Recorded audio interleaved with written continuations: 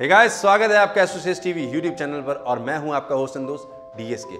आज के इस वीडियो में हम बात करेंगे कुंभ राशि के जातकों की compatibility in terms of love, marriage and friendship अन्य राशि के जातकों के साथ। पर आगे बढ़ने से पहले मैं आपसे अनुरोध, एक रिक्वेस्ट करूंगा कि अगर आपने हमारे चैनल को सब्सक्राइब नहीं किया है तो अभी कर लीजिए और बेल आइकन दबाना बिल्कुल ना भूलें, क्योंकि हमारे वीडियोस के जो नोटिफिकेशन है तभी आप तक पहुंचेंगे। तो सबसे पहले बात करते हैं मेष राशि के जातकों की compatibility in terms of love, marriage and friendship हमारे कुंभ राशि के जातकों के साथ। तो मेष राशि जो होती है वो मंगल की राशि होती है और शनि जो कि कुंभ राशि का स्वामी है, दोनों के बीच में जो नेचुरल रिलेशनशिप है वो खराब है, यानी कि अच्छा नहीं है। दोनों एक दूसरे को दुश्मन मानते हैं, इसलिए इनकी compatibility in terms of love, marriage और फ्रेंडशिप न्यूट्रल से नेगेटिव रहेगी।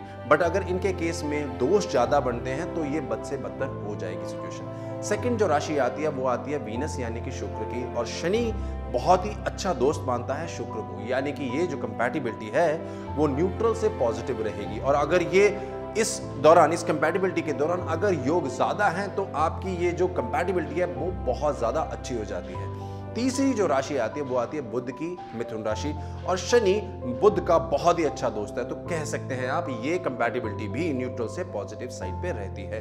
चौथी जो राशि आती है वो आती है कर्क राशि, जो कि चंद्र की है, और शनि जो है वो चंद्र को अपना दुश्मन मानता है। इसी वजह से ये जो कंपैटिबिलिटी है न्यूट्रल से कम रहती है।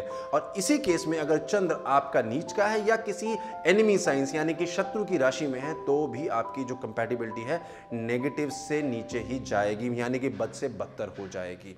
पांचवी जो राशि आती है वो आती है सिंह राशि, जो कि सूर्य की है, और आपको पता ही होगा शनि और सूर्य के बीच में कभी भी मित्रता नहीं होती, यानी कि ये पिता और पुत्र का जो संबंध है ये अच्छा नहीं होता। इसी वजह से ये कंपैटिबिलिटी न्यूट्रल से नेगेटिव रहती है। और अगर आपकी कंपैटिबिलिटी के दौरान आपकी कुंडली के हिस्से में अगर ज्यादा नेगेटिव यानी कि दोष आ जाते हैं तो आपकी ये कंपैटिबिलिटी बद से बदतर हो जाएगी।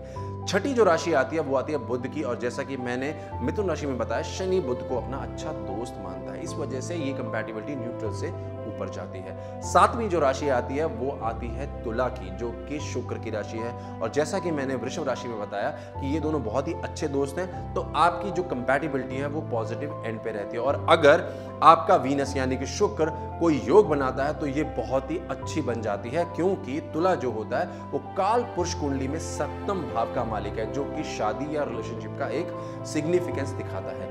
आठवीं जो राशि आती है वो आती है मंगल की, वृश्चिक राशि, और मंगल शनि का कट्टर दुश्मन है, शनि इसको अपना दुश्मन मानता है। इसी वजह से ये जो कंपैटिबिलिटी है न्यूट्रल से नीचे रहती है। और क्योंकि वृश्चिक राशि जो है वो अष्टम की राशि होती है, इस वजह से आपके कंपैटिबिलिटीज में जो सबसे ज्यादा इश्यूज आता है वो इमोशनल इंबैलेंस का आता है, यानी कि आपको संयम रखने की बहुत जरूरत है। नवीं जो राशि आती है वो गुरु की आती है, और शनि गुरु को न्यूट्रल मानता है, यानी कि ना ही उससे शत्रुता रखता है ना ही उससे दोस्ती रखता है। तो अगर आपकी कुंडली में दोष ज्यादा हैं तो ये न्यूट्रल से नेगेटिव चला जाएगा, और अगर योग ज्यादा हैं तो न्यूट्रल से पॉजिटिव साइड पे चला जाएगा। 10वीं जो राशि आती है वो शनि की खुद की राशि है, मकर राशि है, तो यहाँ पे जो संबंध बनता है वो बनता है टेट फॉर टैट, यानी कि जैसे को तैसा, यानी कि अगर आप अपने पार्टनर को प्यार देते हैं तो प्यार मिलेगा, और अगर फरेब देते हैं तो डेफिनेटली आपको फरेब मिलेगा।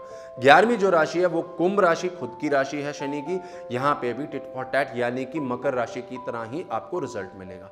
आखिरी जो राशि आती है वो आती है गुरु की, यानी कि मीन राशि, और जैसा कि मैंने धनु राशि में बताया, शनि जो है गुरु को अपना न्यूट्रल मानता है, मतलब अपने से उसको ना ही उसको शत्रुता रखता है ना ही उससे कोई किसी तरीके की मित्रता रखता है, तो न्यूट्रल रहता है। तो अगर आपकी कुंडली में योग ज्यादा है तो न्यूट्रल से पॉजिटिव साइड पे जाएगा, और अगर दोष ज्यादा है तो न्यूट्रल से नेगेटिव साइड पे जाएगा।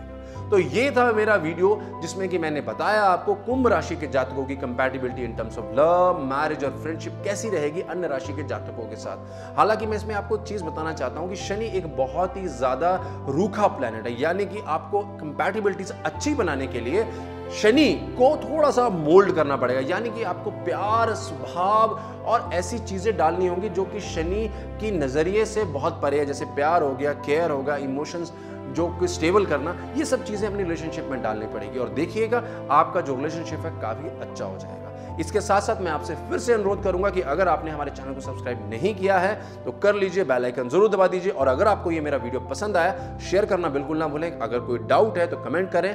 नमस्कार।